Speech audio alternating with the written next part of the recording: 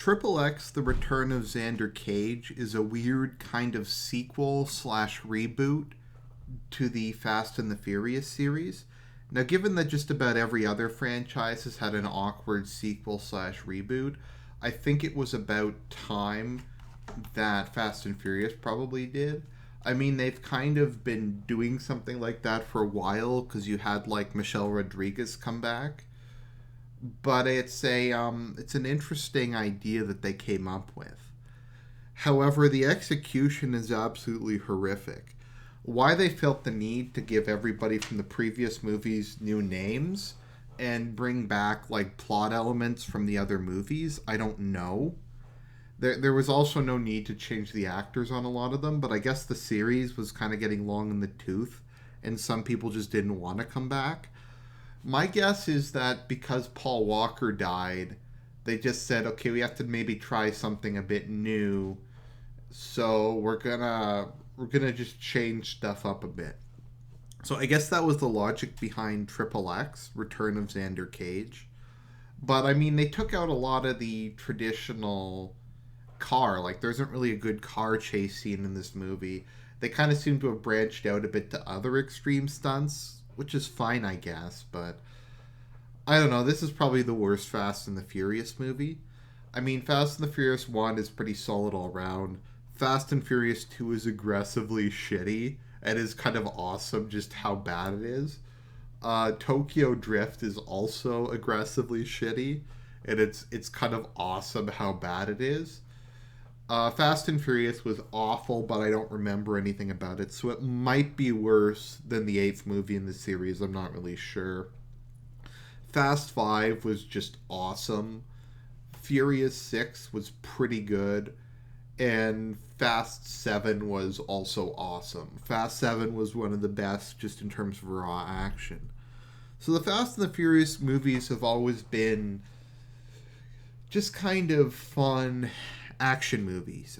They don't really make you think too much. There's kind of a little depth. There's always kind of the theme of family and kind of this gang of misfits coming together to take on the world and support each other. And they kind of removed a lot of the heart the previous movies had. Dominic Toretto had never really been that much of a degenerate. He was a bit rough around the edges, but he had more of a heart of gold. And now he's just kind of an asshole who has sex with everybody, which is kind of weird because I would have thought he would have been faithful to Letty, but apparently he's not, and he's just kind of a douche. And yeah, it was kind of interesting just how they rebooted the series. Well, they didn't really reboot it. They kind of had a sequel slash remake of the Fast and the Furious films. Why they chose the name XxX, I don't really know. They probably could have just called it Furious XxX, but I guess that would have been a shitty name and hard to pronounce. Fast X? X Fast? I guess that sounds too much like Racer X from Speed Racer, but yeah, let's talk about this movie. So apparently after the events of Furious 7, Dominic Toretto's pardon didn't come through. I guess Mr. Nobody died in between movies, because in this movie, Mr. Nobody's replaced with Samuel L. Jackson. And Samuel L. Jackson is the king of ruining franchises. He tried to ruin Star Wars. He tried really hard. He makes all of Tarantino's movies even shittier than they already are. I don't know, when it comes to just ruining franchises, they just had to put him in. Because Samuel Jackson's in everything, and he ruins everything. And he fakes his own death in, like, every movie he's in.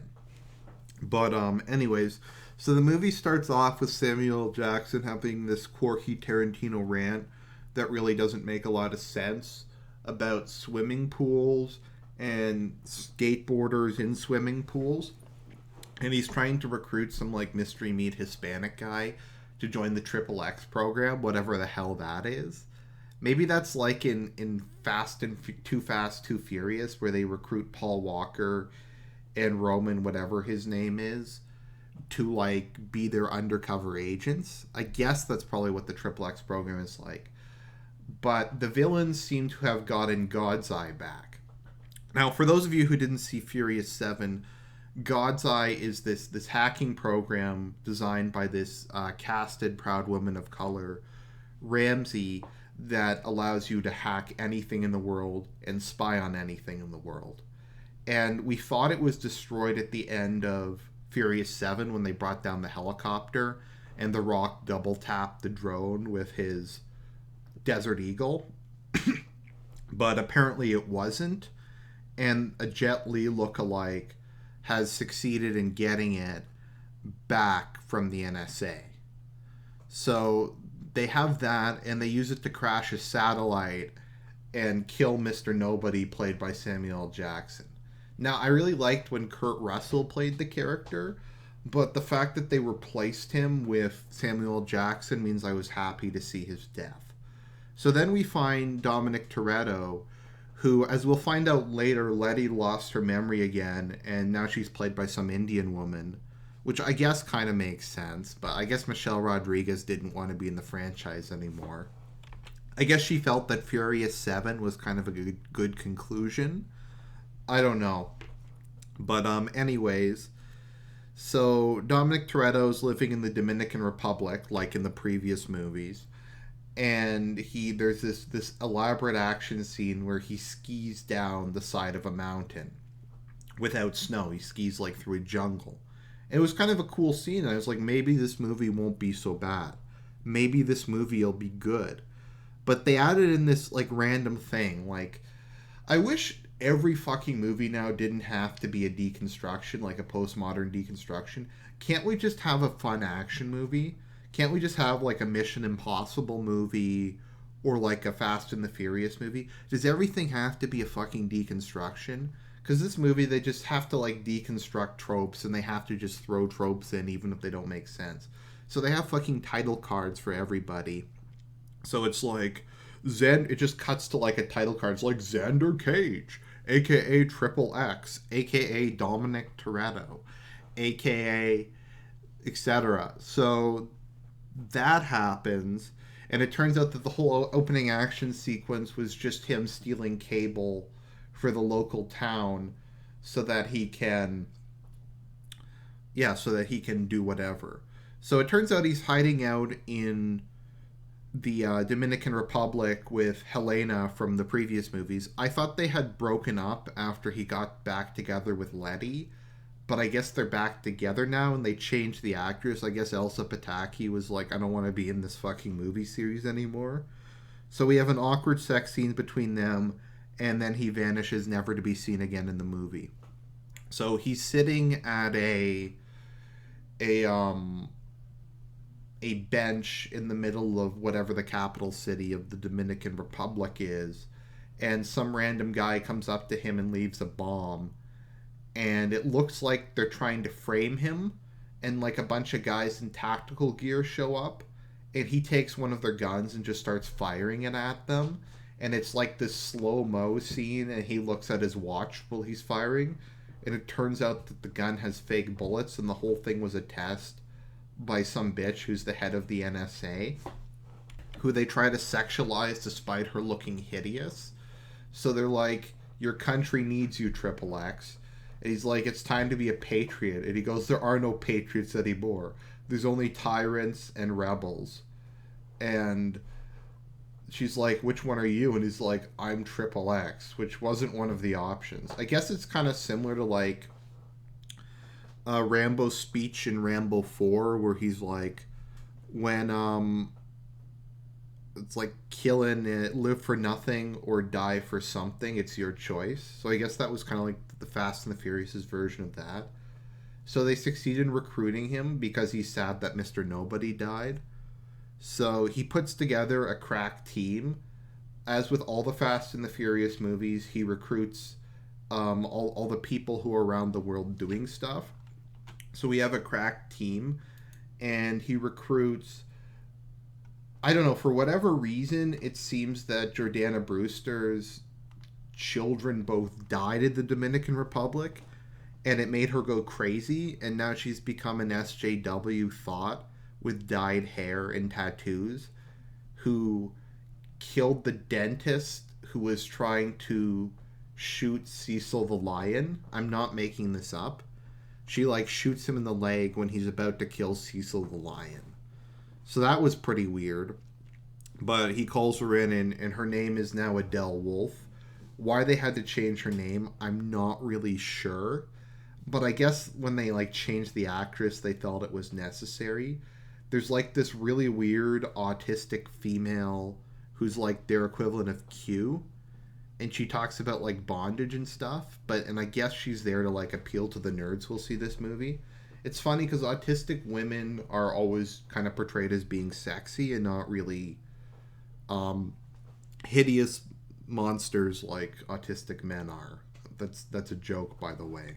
So then they recruit Roman, who's played by an old British guy who is obsessed with conspiracy theories, and in his title card it's revealed that he's crashed a car 198 times, and it's a running joke that he's aiming for 200, and when it gets to 200, he posts it on Instagram.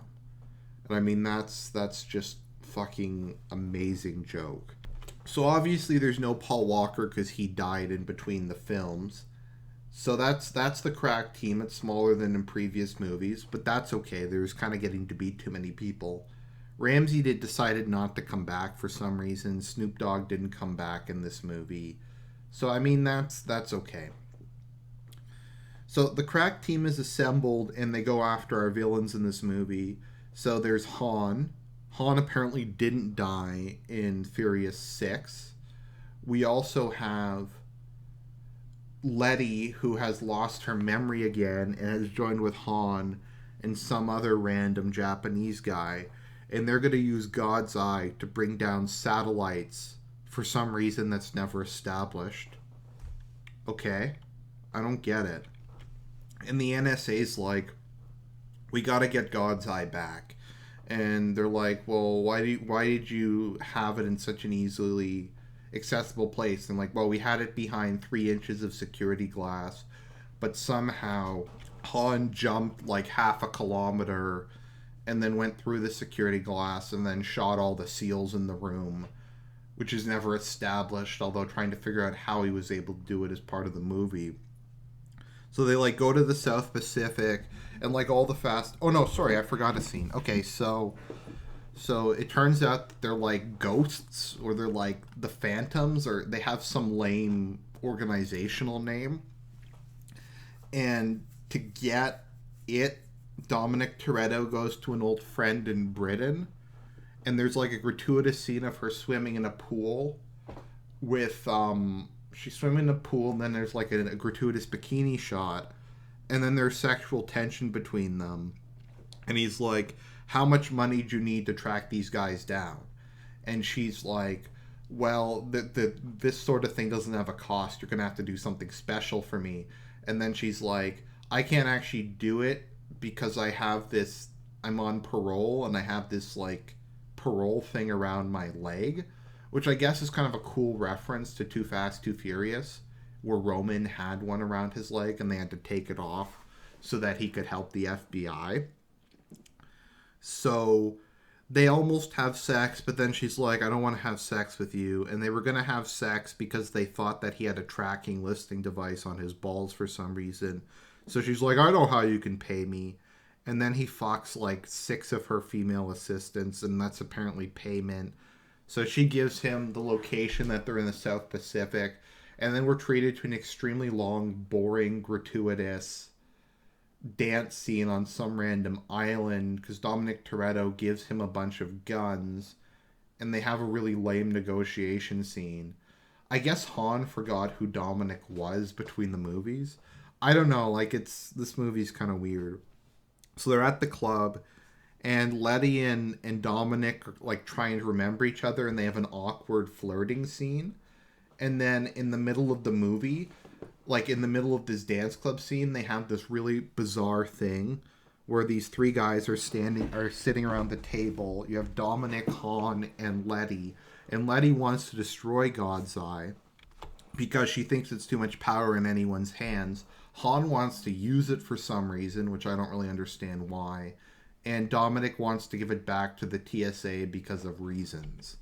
So there's a scene where they're sitting around the table and they have a grenade, and they just keep throwing the grenade from person to person and resetting the timer on it. This scene has no context, and it just looked cool in the trailer. So, like, while they're having this awkward scene where they're throwing the grenade from one another, the Russians who rigged the federal election show up. Why there's a Russian commando team in the middle of the South Pacific and the Russians aren't mentioned in this film before or after, I don't fucking know. I guess this movie was being filmed when, like, they were talking about the Russians rigging the election. So there's a random Russian commando team, and it's for whatever reason, Jordana Brewster's character is now really good with a sniper rifle, so she manages to take them all out. And then we have an awkward chase scene. There's no car chase scene. It's like on all-terrain vehicles. No, it's on like motorbikes with water skis on them, which was pretty fucking lame. So Dominic Toretto succeeds in getting God's Eye, but Letty shoots it. So it's I was like, well, this fucking horrible movie is over now. That was pretty quick. I thought this movie was longer than that. But then it turns out it's not God's Eye, but it's like a decoy version of God's Eye.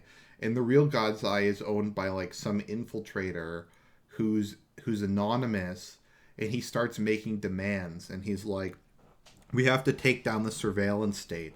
I watched that movie about Snowden, and it made me realize that government surveillance is bad. So unless you disable all domestic spying, I'm going to drop a satellite every 24 hours. But then it turns out that everybody wants God's Eye. So Han, Letty, and Dominic team up, and they go to Detroit where he's hiding. And for some reason, he has this huge computer set up, and he puts up a ton of heaters.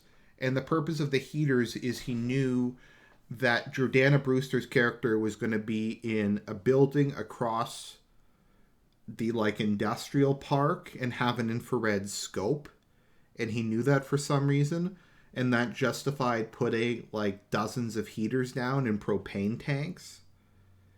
Why he had propane tanks there, I'm not really sure. And why the propane tanks never did anything when it was obviously a trap, I don't know. To me, putting like 50 heaters pointing at the computer you're using to control God's Eye is probably a bad idea and will probably cause it to melt. And I'm not joking about this. It's in the movie. They have like a dozen heaters pointing at the computer. So then Jordana Brewster succeeds in sniping the guy when he's giving some rant about something in a fucking lame scene by shooting him through two of Dominic Toretto's fingers. So then they give God's Eye back to the NSA, and the NSA use God's Eye to call down a satellite and blow up the facility where everybody's in. So Han and Dominic have remembered that they're friends and they started working together again. And Dominic, like, it turns out that, yeah, so he gets shot, but he's actually wearing body armor, and it's supposed to be a twist, even though you saw him put it on in a gratuitous scene earlier in the movie. So Han and Dominic work together, and there's like a lame scene because he's been joking that this like asshole soldier that he was going to shove him down a toilet, and on the plane he like blows the toilet out of the plane and he throws the guy down the shaft where the toilet was, so he can't get to God's Eye in time to stop the satellite. So instead he rams the jet they're on into the satellite in a fucking lame scene. And then he catches on to like this parachute in midair and somehow survives. So it seems that like Letty has remembered who Dominic is, and they're ambiguously together, also though someone interrupts them when they're about to kiss. And like earlier when the rest of the team, the crack team, is trapped in the building that the satellite's coming down on, because there's like a bunch of CIA guys trying to kill them, Dominic had given them a phone, and he says dial 9, and he dials 9, and then Ice Cube shows up. Apparently Ice Cube was in like another spin-off of the Fast and the Furious movies. I think Abstract and I watched that. It didn't have that much to do with the Fast and the Furious movies other than establishing that Dominic had faked his death. which was weird because the Fast and the Furious movies aren't in chronological order. Like Tokyo Drift came like 6th or 7th in the series for whatever reason. So I guess XxX State of the Union happened sometime around then. I'm not really sure. So Ice Cube shows up with a grenade launcher. Apparently he spent the last 11 years waiting for someone to dial 9, and he saves them. So the crack team was reassembled, and the movie ends with them at Mr. Nobody's funeral, and then Samuel L. Jackson just shows up and he's like, I faked my own death. And it's like, why did you fake your own death? Because it's cool. And he's like, you're going to save the world, get the girl, and look dope while doing it. Which is one of the fucking worst lines in any movie. And then the film just stops. There's no ending. There's no real resolution. It just stops. So what can you say about XxX Return of Xander Cage, a.k.a. Fast and Furious 8? I don't know. It was pretty shitty. I would not recommend watching this movie on any level. Even if you're like a hardcore fan of the Fast and the Furious movies. It's not even good as an action movie in general. It's fucking boring from a lot of it. The action scenes are so much worse than Furious 7. Furious 7 had like that amazing chase scene with on the side of the mountain with like the armored truck and like people jumping car to car. It had that awesome scene at Dubai where they're like jumping from building to building, which was amazing. There was just so many great action scenes, like The Rock shooting the fucking drone with his Desert Eagle. But for whatever reason in this movie, it looks really fucking cheap. It looks like they just blew all their money on random shit. You get blue balls because there's all this like implied sex, but they never actually deliver. And if you're going to have a movie with like just that constantly, you better fucking deliver on it. Or else it's just a big cock tease. And that's what this movie is. It promises to be a Fast and the Furious sequel, but they renamed everybody and they replaced most of the actors. And it just kind of doesn't really do anything for the Fast and the Furious universe. It doesn't deliver on any of its sexual promises. The action scenes look low budget and lame. And it's just this like lame attempt at a deconstruction in a parody movie.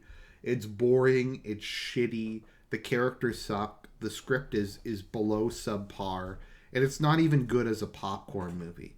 So, Fast and the Furious 8, The Return of Xander Cage, was a fucking abysmal movie. Don't watch it under any circumstances. The Fast and the Furious movies have to do better if they want to survive as a franchise.